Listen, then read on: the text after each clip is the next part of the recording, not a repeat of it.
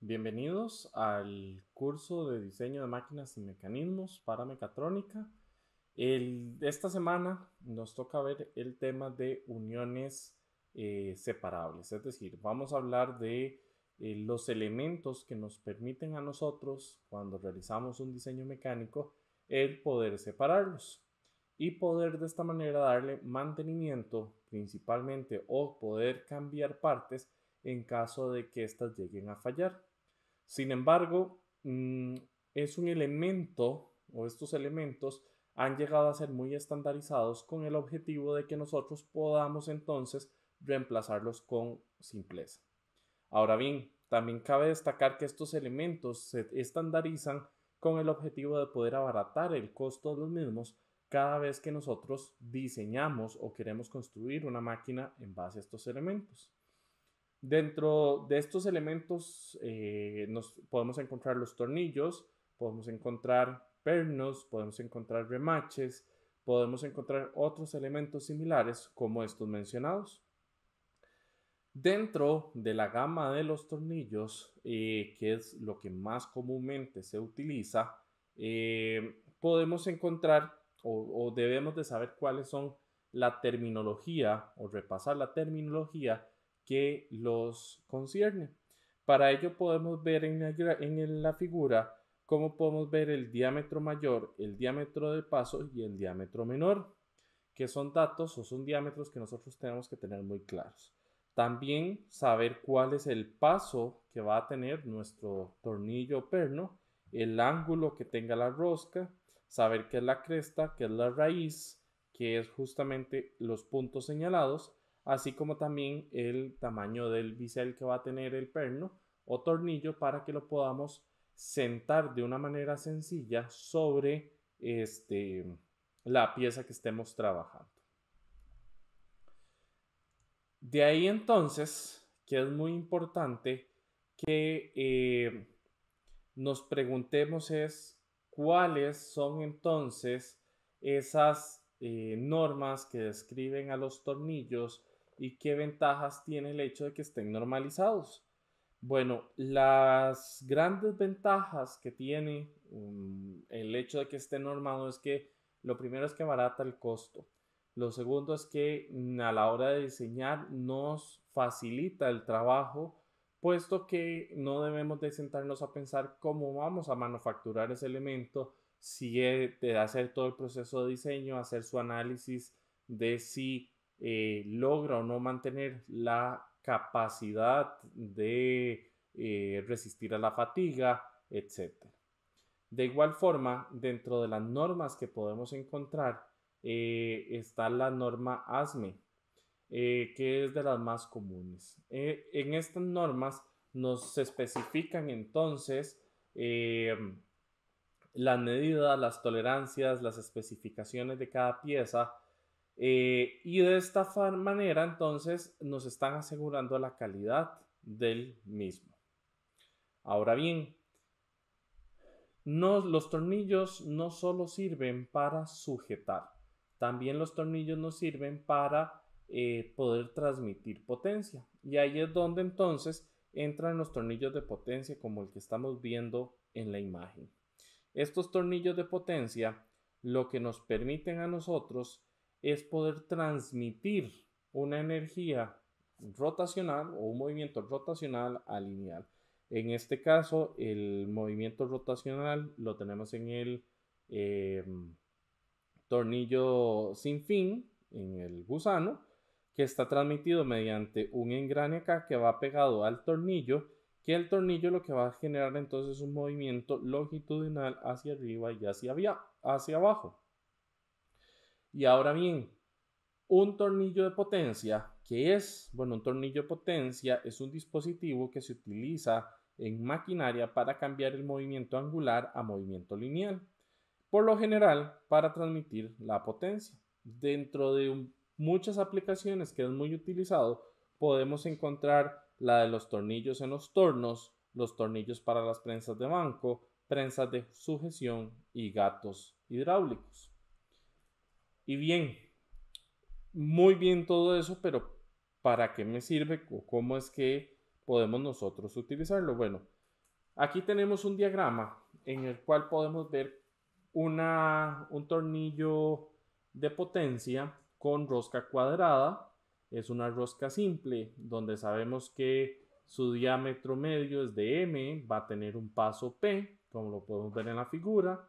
Tiene un ángulo de avance lambda, así como el ángulo de hélice, y está sometido a una fuerza de compresión axial F, que la podemos ver aquí abajo, que está dividida entre dos porque la estamos aplicando entre dos partes. Muy bien. Lo que nos interesa a nosotros es encontrar la expresión del par de torsión requerido para que podamos elevar la carga o, en su defecto, para poder hacer que la carga descienda.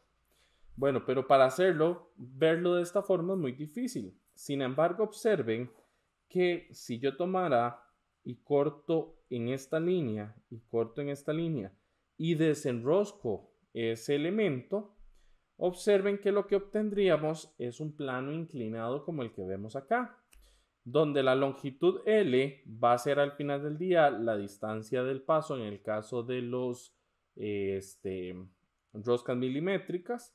Tendríamos el lado inferior, que es pi por dm, que es básicamente el perímetro que vamos a tener del elemento. Y de igual forma, entonces, donde esté aplicando yo la fuerza, vamos a tener entonces un diagrama de cuerpo libre como el mostrado, donde en esta primera figura, sabiendo que la fuerza de fricción es hacia abajo, quiere decir que estamos tratando de elevar el elemento, o sea que el elemento va en esta dirección. En este otro caso, el elemento es para bajarlo, o sea, va en esta dirección, va descendiendo ese plano inclinado. Teniendo claro esos dos posibles escenarios, vamos a analizar primero el escenario donde el elemento lo vamos a subir. Entonces vamos a trabajar de una manera muy sencilla y lo que vamos a hacer es la sumatoria, vamos a ver, sumatoria de fuerzas en Y. Va a ser igual que 0. Entonces, para eso tenemos, vamos a empezar con las fuerzas en X. Lo típico. Entonces vamos a tener la fuerza PR, que es la fuerza para poder subir la carga, en este caso. Vamos a tener la normal, pero la normal va a estar multiplicada por el seno del ángulo lambda. Ven que el ángulo lambda es ese ángulo. Vamos a tener la fuerza de fricción que se opone, que sería la fuerza de fricción por la normal, pero la normal es por el coseno, perdón, en este caso, por el coseno de lambda. Y esto es igual que 0. Y de igual forma, vamos a usar la sumatoria de fuerzas, ahora sí en Y, igual que 0. Y esto me va a quedar entonces que es menos F menos la fricción por la normal por el seno de lambda más la normal por el coseno por la componente en Y de la normal, que esto será igual que 0. De aquí, recordemos que lo que me interesa calcular es la fuerza PR, que es la que hace que se eleve esa carga. Bueno, de estas dos ecuaciones, vean que no me interesa calcular la normal. A mí no me interesa cuál es el valor per se de la normal. Por lo tanto, lo que vamos a hacer para no complicarnos la vida es que de la ecuación de sumatoria de X vamos a despejar PR y vamos a sacar a factor común N. Y de la ecuación de la sumatoria de fuerzas en Y vamos a despejar N de manera tal que la podamos sustituir y nos quede todo en términos de la fricción, de la fuerza F y del ángulo en el cual estamos trabajando. Si nosotros hacemos ese desarrollo, que los invito a que lo hagan ustedes, vamos a obtener que PR es igual a la fuerza por el seno del lambda más la fuerza de fricción por el coseno de lambda entre coseno de lambda menos la fuerza de fricción por la componente de lambda. Vamos a ver, si para alguien está haciendo el desarrollo, este término que está encerrado en rojo, o que estoy encerrando en rojo, saldría de la sumatoria de fuerzas en Y, y el otro término, eso es lo que sustituimos por N, y el otro término sale de la sumatoria en X, por si quieren desarrollar. Para este caso, para el caso de donde vamos haciendo hacia abajo la fuerza, lo que vamos a querer calcular es la fuerza PL. Bueno, de igual forma, haríamos sumatorias en X, sumatorias en Y, despejamos N en una ecuación, que es en la de Y, despejaríamos X, PL, y entonces, si la arreglamos, van a ver que queda muy similar, por eso no voy a hacer todo el desarrollo, que PL es igual a la fuerza por la fuerza de fricción de coseno de lambda menos seno de lambda entre coseno de lambda más la fuerza de fricción más el coeficiente de fricción, perdón, hace rato estoy diciendo la fuerza, pero ese coeficiente de fricción, seno de lambda. Ahora bien, ya teniendo esas dos fuerzas, a nosotros nos interesaría más poderlo poner en términos de el par de torsión que produzca la fuerza. Para poder nosotros calcular la fuerza P, lo que nos quedaría es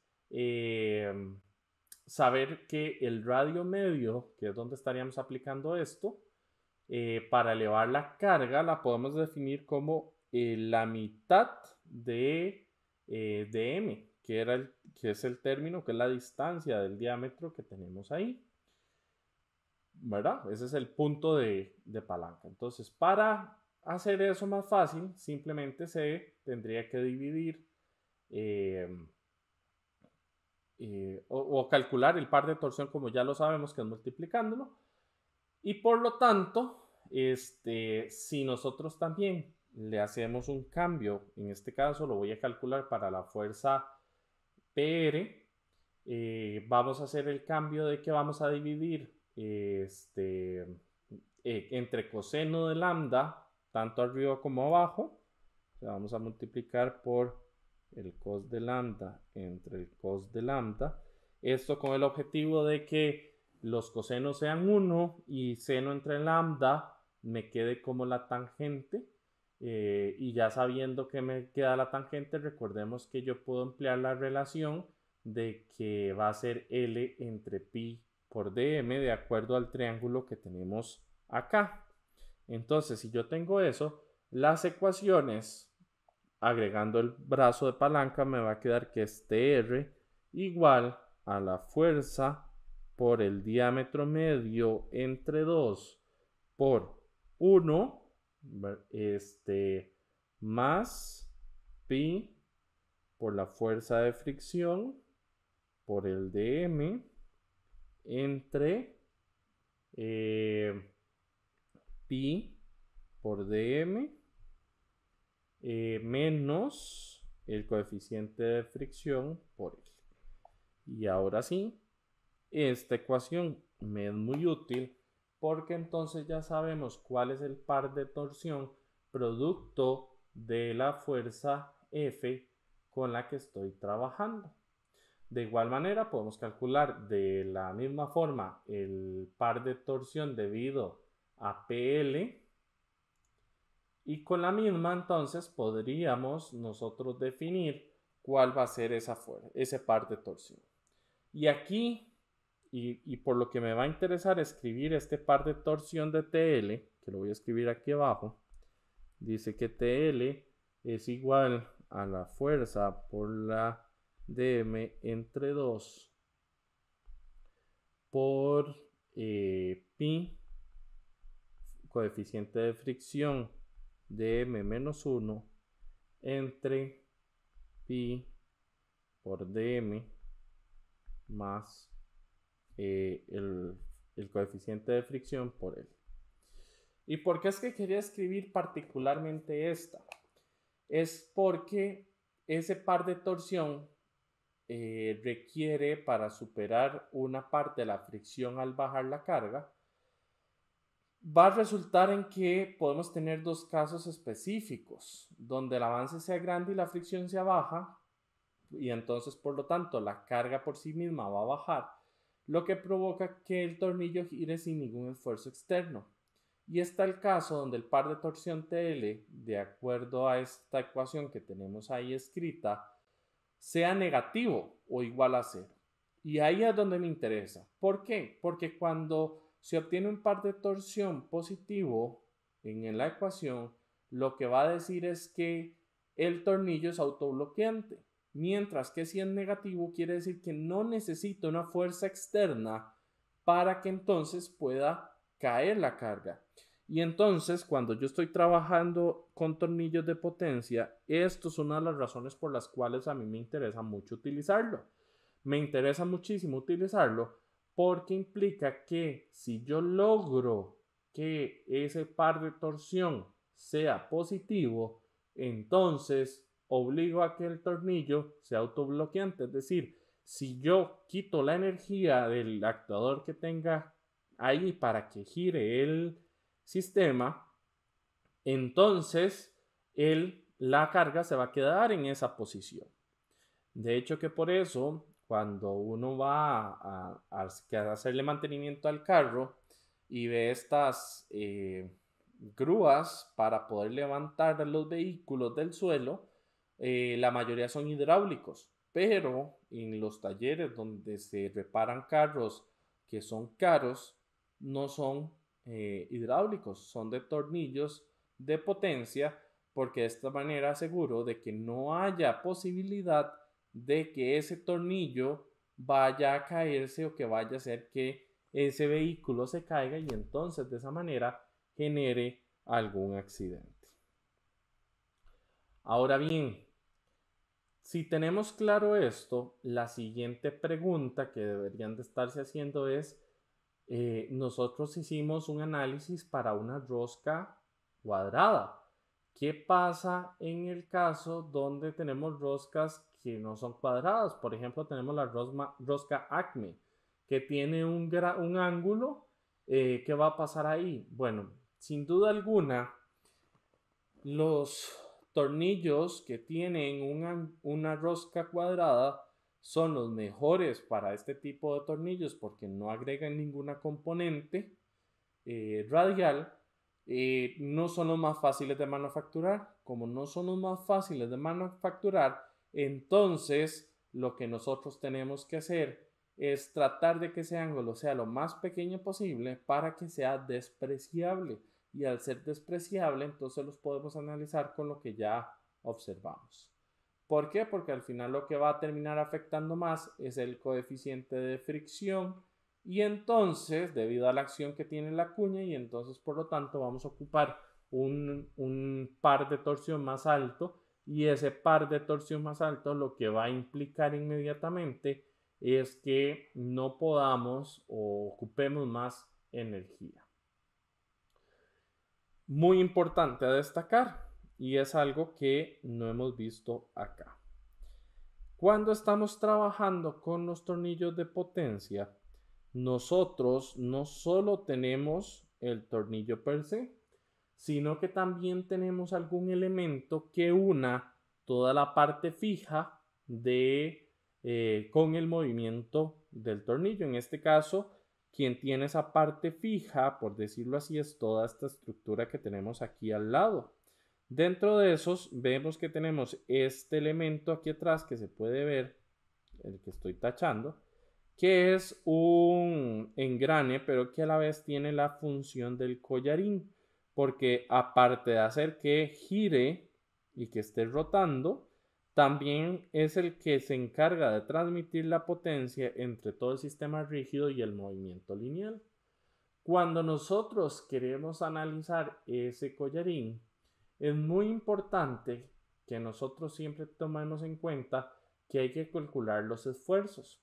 Y dentro de esos esfuerzos, una de las cosas más importantes a calcular es el esfuerzo cortante que se va a dar en el centro de la raíz de la tuerca o del collarín debido a la carga de la fuerza F. Para lo cual siempre nos interesa calcular el esfuerzo von Mises en la parte superior del plano de la raíz, y de esta manera entonces lo que nosotros ocupamos es poder calcular el sigma x, que es 6f entre pi por el diámetro, el diámetro de la raíz, por nt, que es el número de hilos, por p. Tendríamos que el sigma y es igual a menos 4f entre pi por d al cuadrado. En z sería igual que 0. Y de cortantes, tanto el cortante en xy y en zx son 0, pero el cortante en el plano yz va a ser igual a 16t entre pi por dr al cubo. Y con esto entonces, conociendo ya las ecuaciones que tenemos del esfuerzo von Mises, podríamos entonces estimar cuánto es ese valor. La otra gran función que tienen los tornillos es la de ser sujetadores. Y justamente lo que estamos viendo ahorita en la pantalla es un ensamble de cómo se puede dar la sujeción de dos partes utilizando un perno roscado.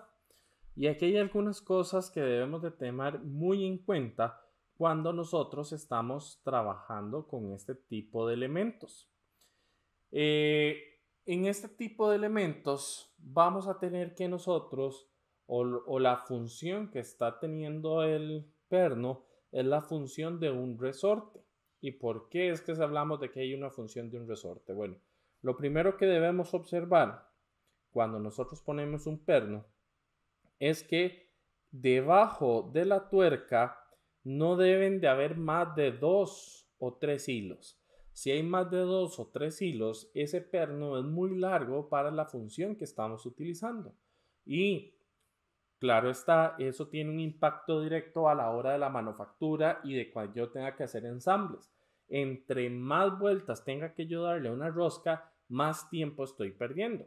Asumamos que hay una máquina que tiene 1000 tornillos, 1000 pernos, y de esos 1000 pernos, por ese poquito más de rosca que yo pongo, se tarda un segundo más. Estamos hablando de 1000 segundos más que estoy durando yo por día en poner. 1000 segundos ya es algo sustancial a la hora de que hablamos de millones de uniones. Entonces, de ahí que es muy importante que siempre tomemos en cuenta estos detalles. Por otro lado, vamos a ver que siempre utilizaremos arandelas por encima o entre la pieza y la cabeza del tornillo. Y en caso de ser necesario, pondremos una debajo de la tuerca, pero siempre a la que se le da prioridad es a la que está en la cabeza del tornillo. Lo otro que ustedes deberían de estar observando en este momento es que cuando nosotros vamos a unir este perno, siempre vamos a sujetar la cabeza del tornillo y la vamos a dejar fija. Y quien tiene que hacer la rotación es la tuerca.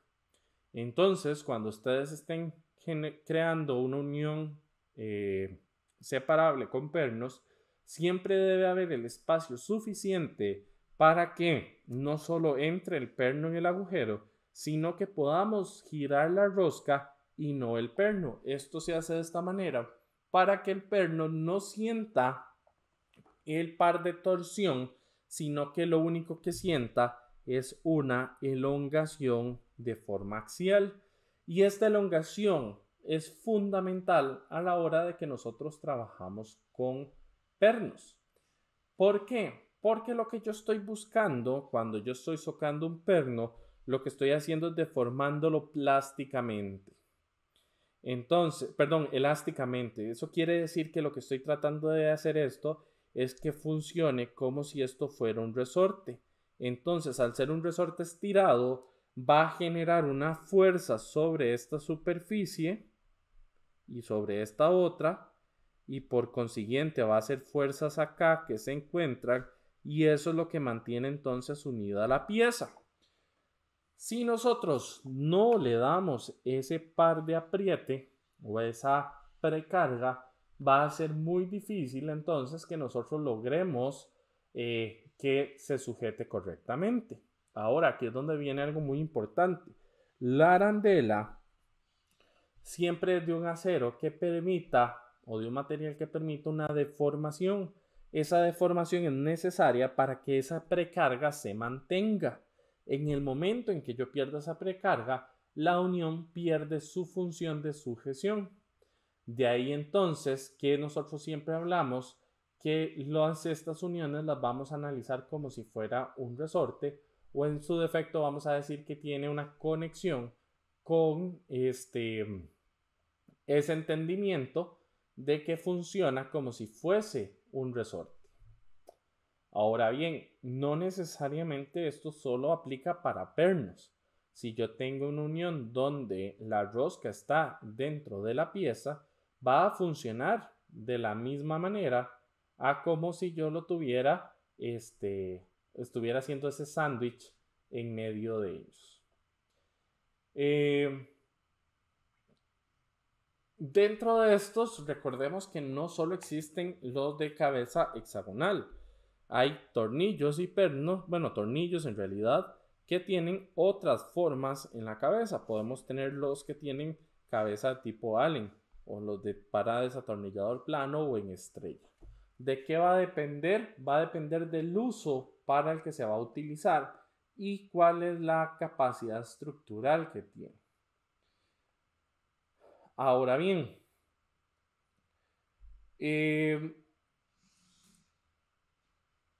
estamos entonces nosotros analizando el comportamiento de los pernos y los tornillos como una relación, o sea, se asemeja a la relación de un resorte, porque dentro de ese análisis, por la fuerza aplicada y la deflexión que está produciéndose por esa elongación, entonces la rigidez efectiva correspondiente es a la rigidez que tiene un resorte. Ahora bien, en esta pieza particular, si nosotros habláramos de que es una pieza que tiene exactamente el mismo tamaño, es decir, la distancia de la pieza gris clara y la distancia de la pieza gris oscura es exactamente la misma, estaríamos viendo el accionar de dos resortes y que fueran del mismo material, por supuesto. Entonces, si nosotros tenemos eso, nosotros podemos entonces identificar que la constante de ese resorte se va a comportar como KB es igual al área del D por el área de T de E entre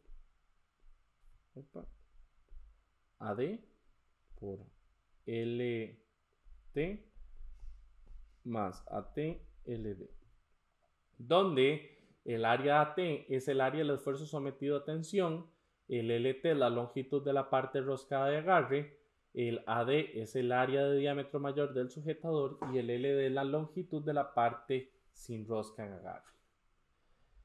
Y entonces, aquí es donde entramos a la parte de cómo analizamos nosotros estos elementos. Para entrar al tema del análisis de cómo se hacen o cómo es que podemos entenderlo, es que vamos a utilizar el método que utiliza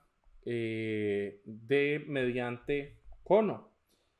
Este no es la forma más precisa que podríamos nosotros entender. De hecho, que el método del cono de precisión de Rorschach es el mejor porque utiliza un ángulo variable del cono.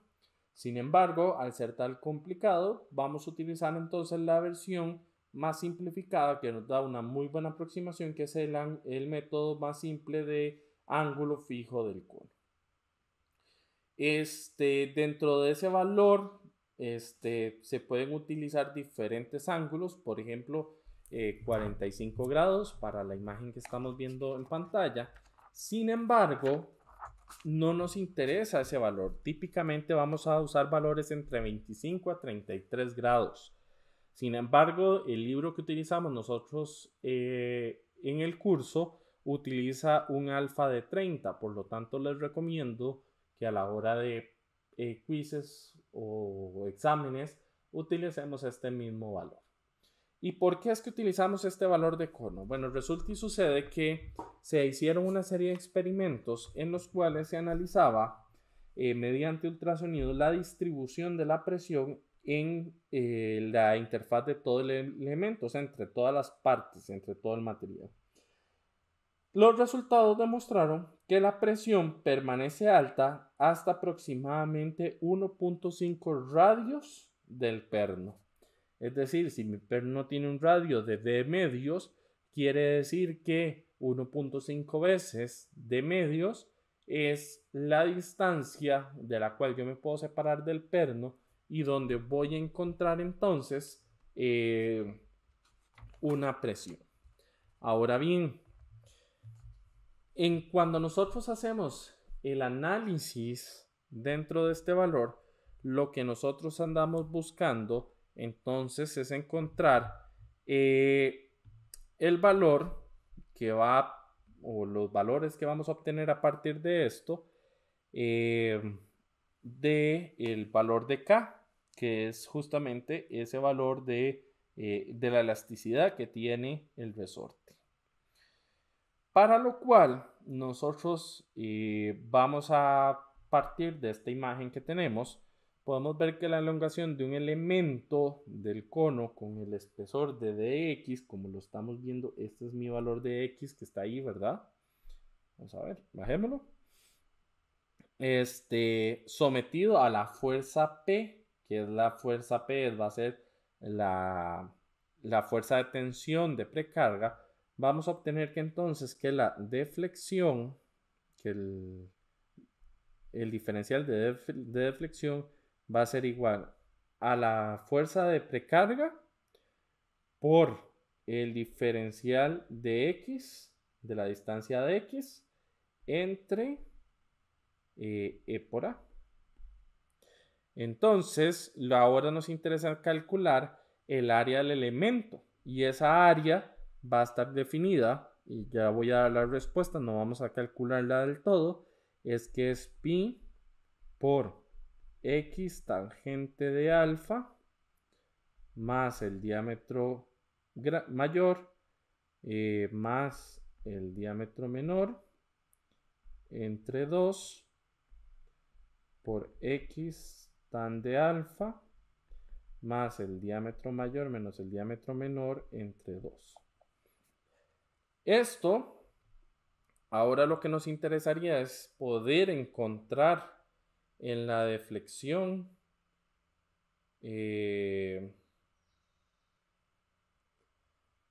nos interesaría calcular la deflexión, pero como está en términos de la integral, tendremos que aplicar la integral de 0 hasta t, que es donde encontraríamos todo eso, y por tanto, utilizando tablas de integrales y demás, obtendríamos que la deflexión va a ser igual a la fuerza P entre pi por E de la tangente de alfa por el logaritmo natural de 2t tan de alfa más d menos d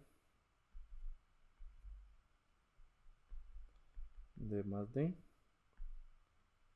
entre 2t tan de alfa más d de d menos d. Y esa va a ser la deflexión que vamos a tener. Entonces, si yo quisiera calcular cuál es la relación del resorte o rigidez de ese tronco, entonces sería calcular el K, que es lo que queríamos, que sería igual a dividir la fuerza P entre la deflexión que acabamos de calcular. Si nosotros hacemos esa división, obtendríamos que K es igual a pi por E de tan de alfa entre el logaritmo natural de 2t tan de alfa más d menos d por d más d entre 2t tan de alfa más d menos d. Y ahí ya podríamos entonces ahora calcularlo, el alfa usando el 30 que dijimos inicialmente, y entonces obtener un resultado más pequeño si así lo quisiéramos, o en su defecto ya lo podemos dejar así. Ahora bien, si nosotros definimos que la unión tiene el mismo módulo de Young y son simétricos, entonces tendríamos dos resortes en serie, lo cual querría decir que el valor de Km, que lo vamos a llamar Km en este caso, va a ser igual a dividir entre 2 el valor de K. Y como nosotros sabemos que L es igual a 2T y dW como el diámetro de la cara de la arandela, entonces podemos calcular ya ahora sí una relación más específica para el problema que andamos buscando.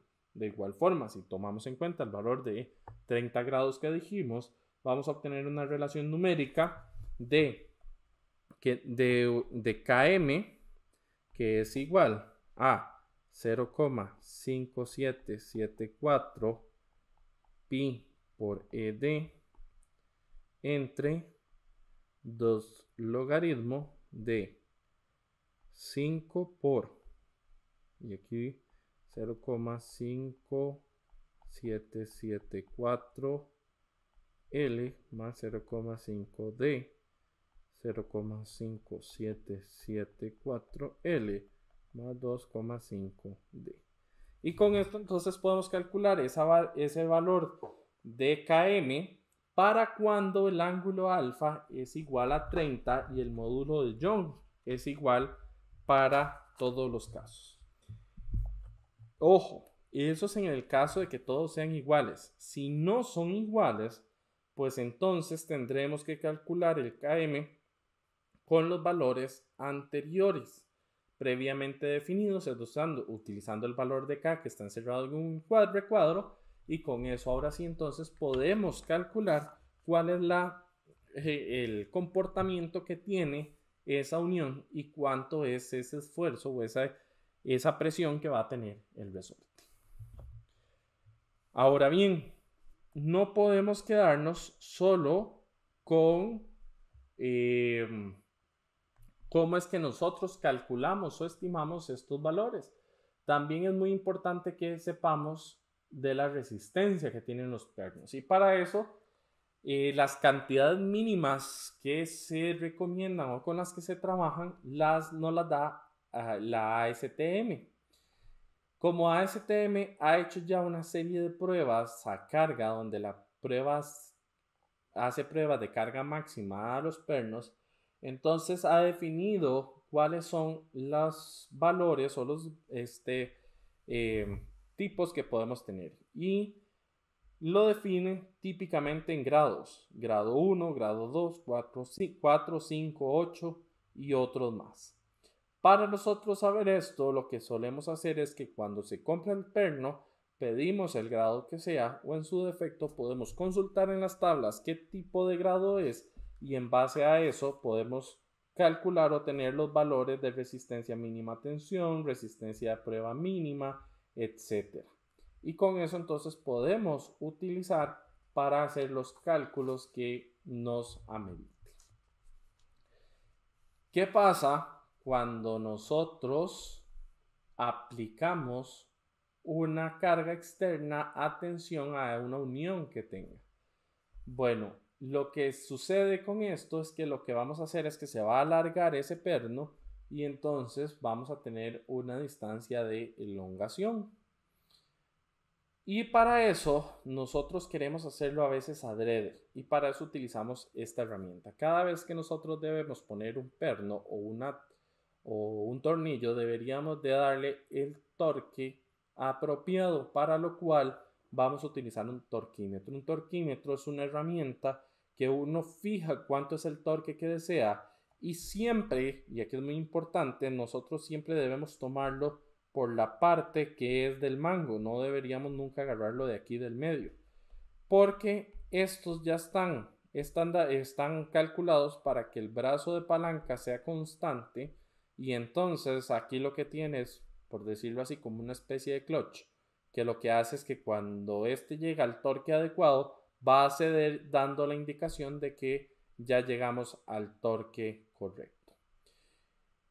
¿Por qué es que yo quiero hacer el apriete o la precarga con un torquímetro? Bueno, resulta y sucede que una de las mejores maneras para poder determinar que un perno está precargado correctamente es que yo tomara un micrómetro y midiera la elongación que tengo en el perno.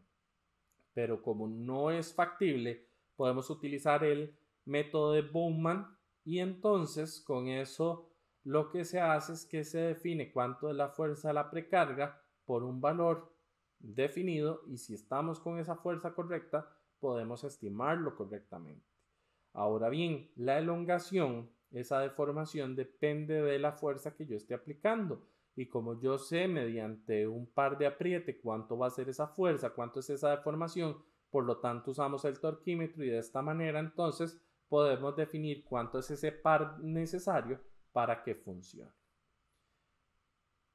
Entonces, ¿qué pasa cuando yo tengo varios pernos juntos? ¿Cómo determino yo el factor de carga con una cantidad de n pernos?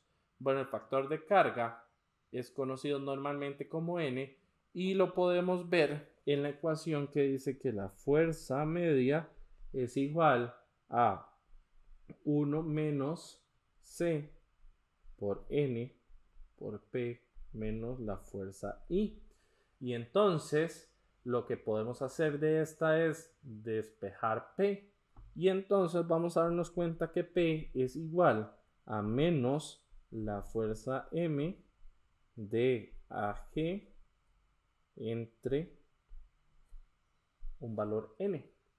Eso es la manera en que entonces nosotros podemos determinar cuál va a ser el factor de carga P para cuando tengamos una cantidad n de tornillos. Y de esta manera, cuando tenemos un arreglo de varios tornillos, es que entonces podemos utilizar este valor y con eso definirlo. En el caso de que hubiese una unión con empaque, porque estamos trabajando con algún sistema que transporta algún fluido, por ejemplo, debemos tomar en cuenta la presión que requiere el empaque. En este caso, utilizamos la misma ecuación que teníamos antes, con la diferencia de que debemos de tener en cuenta cuál es el espaciamiento que se debe establecer. En los catálogos de los empaques suelen darnos las fórmulas específicas para el tipo de material y demás, donde podemos consultar cuál sería este valor. Y entonces aquí nos llega a otro punto importante, porque no todas las uniones que nosotros hagamos están cargadas en una carga estática, sino que hay muchas que están sometidas a fatiga. Entonces, para ello, el análisis que nosotros hacemos es un análisis como el que ya vimos de vigas, donde son elementos sometidos a cargas variables y a fallas por fatiga. Y lo que vamos a hacer acá es que vamos a utilizar el factor de corregimiento por la carga en los filetes. Y al añadir entonces ese factor, vamos a utilizar los mismos criterios de Goodman, Gerber o ASME elíptica, así como los valores de fluencia para calcular, por ejemplo, los factores de seguridad. Estas fórmulas no las tienen que calcular ustedes. Ya el libro, en la sección donde se ve este tema del capítulo 8, podrán ustedes verlas directamente ya precalculadas y las podremos utilizar. ¿Qué es lo importante que ustedes tienen que tener claro? Que ahí lo que estamos haciendo es integrando este factor de corregimiento por la carga en los filetes, que esos filetes serían los hilos de las roscas. Y ahí entonces llegamos a un punto muy importante y es que cómo analizamos las cargas de los pernos cuando están sometidos a cortante. Bueno, para cuando están sometidos a cortante y están bien distribuidas y la rotación es sobre ellos, o no hay rotación, más bien están a tensión o a compresión, en ese caso vamos a utilizar lo que ya ustedes conocen para calcular los valores de fuerza cortante y demás. Donde se agrega una complejidad mayor es cuando las cargas son excéntricas, como las que mostramos en esta figura. Observen que es una viga donde en ambos lados están los pernos puestos, pero vean que sobre cada perno no está la carga. Asumamos que yo voy a dividir esto a la mitad. Por lo tanto, estas fuerzas van a hacer que esto tienda a rotar en esa dirección. Si yo veo el punto de rotación, es 660, no es sobre los tornillos. Entonces, como no es sobre los tornillos, sería en el punto O. Este valor o este cambio hace que entonces realmente, idealmente, es que todo esté ubicado en ese centro en el centro de gravedad o en el centroide, y que entonces se dé un movimiento relativo. Para eso entonces utilizamos lo que conocemos de estática para calcular el centroide, porque en este caso, aunque están muy bien distribuidos en un cuadro, puede que no necesariamente. Entonces, donde calculamos eso, vamos a calcular ese momento M1 que estamos viendo ahí. Y ese momento M1, vean que va a ser contrarrestado por la fuerza A', por el radio de acción, el FB' por el radio de acción, el FD2', perdón, y el FC2'.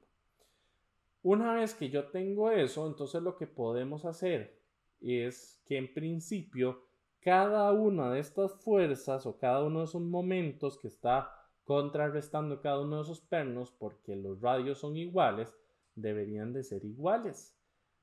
En ese caso, entonces, cada perno va a recibir la misma distribución de fuerza.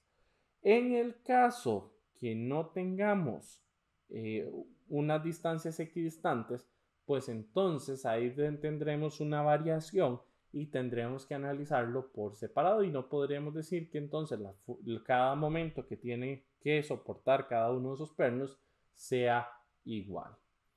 Entonces, si yo en particular quisiera calcular para n, ¿verdad? El Fn2', entonces diríamos que Fn2' es igual a M1 por el Rn que se esté aplicando entre el radio al cuadrado 2 más el Rb2 más R2C más, y así sucesivamente, la cantidad que tengamos. De esta forma entonces podemos estimar, ya sabiendo cuánto es esa carga que recibe cada perno, y así entonces poder calcular o estimar esa excentricidad que existe, y de entonces de paso cuánto serían esas cargas que tenemos. Los invito a que revisen la lista de reproducción de ejercicios resueltos, donde se puede ver la aplicación ahora sí de esto que acabamos de analizar y de ver en forma teórica.